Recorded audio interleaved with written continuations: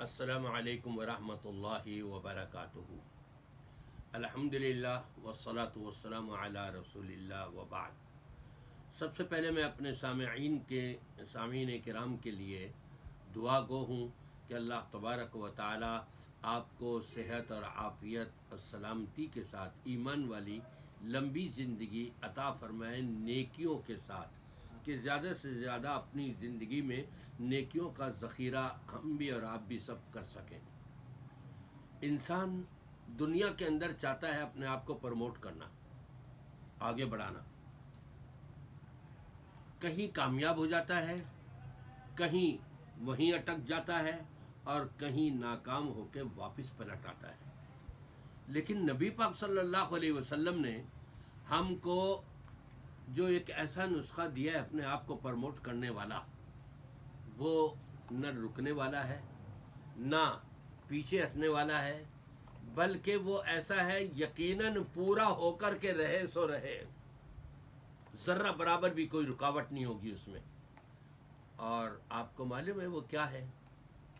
امام کائنات محمد الرسول اللہ صلی اللہ علیہ وسلم جو صادق المصدوق ہیں، وَمَا يَنْطِقُ عَنِ الْهَوَىٰ إِنْ هُوَ إِلَّا وَحْيٌ يُوحَىٰ، آپ اپنی طرف سے کوئی بات نہیں کہتے، من جانب اللہ ہوتی ہے وہ بات۔ اللہ نے گویا کہ اپنے بندوں کو آگاہ کیا اپنے نبی پاک صلی اللہ علیہ وسلم کے ذریعے سے، اور آپ نے اس طرف توجہ دلائی، رغبت دلائی، کیا فرما کر کے، یا ایھا الناس، اے دنیا جہاں کے لوگوں، یا ایھا المسلمون نہیں کہا، مومنون نہیں کہا، فلاں اور فلاں نہیں کہا، نہیں، قوم کے لوگ اور فلاں نہیں، یا ایھا الناس، دنیا جہاں کے لوگوں، افشوا السلام، سلام کو پھیلاؤ۔ پہلی چیز سلام کو پھیلاؤ، اپنے آپ کو پروموٹ کرنا ہے، دنیا میں بھی ہوگے اور آخرت میں بھی۔ جب انسان سلام کو پھیلائے گا، یہ مسلمان ہوگا تو پھیلائے گا نا، غیر مسلم تھوڑی کرتے۔ گویا کہ دنیا جہاں کے تمام مسلمانوں کو یہ نبی پاک صلی اللہ علیہ وسلم نے نسخہ دے دیا، افشوا السلام، سلام پھیلاؤ، اپنے ہوں، غیر ہوں، پہچان کے ہوں، نہ پہچان کے ہوں، چھوٹا ہو، بڑا ہو، بوڑھا ہو، جوان ہو، سب کو جب بھی ایک دوسرے کے پاس سے گزرو سلام کیا کرو۔ کتنی بہترین دعا ہے، السلام علیکم ورحمۃ اللہ وبرکاتہ، اللہ تمہارے اوپر سلامتیاں بھیجے، اپنی رحمتیں بھیجے، اپنی برکتیں تمہارے اوپر نازل کرے۔ اور پھر ادھر سے بھی یہ جواب مل رہا ہے۔ یہ محبت میں اضافے کا کتنا بڑا سبب ہے اور کتنا آسان نسخہ ہے، لیکن اس کے اوپر عام طور پہ ہم عمل نہیں کرتے۔ آپ نے اپنے آخرت میں اپنے آپ کو پروموٹ کرنا ہے، اور اس کے ساتھ ساتھ دنیا کے اندر بھی آپ کو بلندیاں ملیں گی، آپ کو ترقی ملے گی اللہ تبارک و تعالیٰ کی طرف سے۔ پہلی چیز اس میں یہی ہے، افشوا السلام، سلام کو پھیلاؤ ہو۔ دوسرے نمبر پر فرمایا وَأَطْعِمُوا الطَّعَامَ، اللہ نے تمہیں دیا ہوا ہے تو غریبوں کو، مسکینوں کو، یتامہ کو، اور ان کے علاوہ بھی اپنے دوستوں احباب کو، اپنے ساتھیوں کو، اپنے رشتہ داروں کو کھانا کھلاتے رہا کرو۔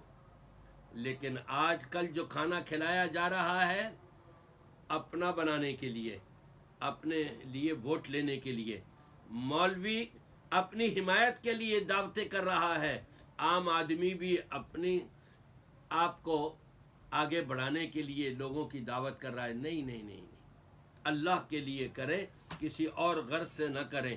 یہ دوسری چیز تھی، وَأَطْعِمُوا الطَّعَامَ، تم کھانا کھلاؤ لوگوں کو۔